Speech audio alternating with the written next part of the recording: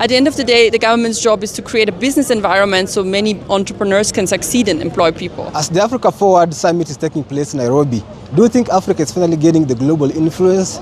And what are the barriers stopping investment in Africa? Well, Kenya has a great growth rate, and I do think the government is pushing hard towards infrastructure development, but also industrialization policy, and has several initiatives to build more jobs, but also welcomes tech investors such as us.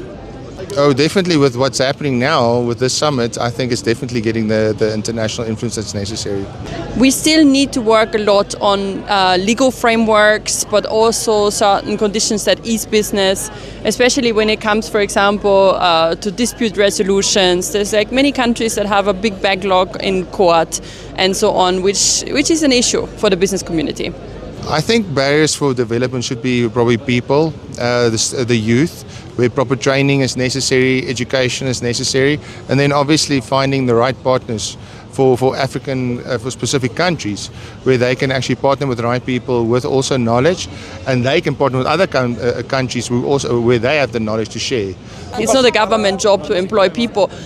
I think they need to, for me the most important thing is to invest in yourself where it's possible.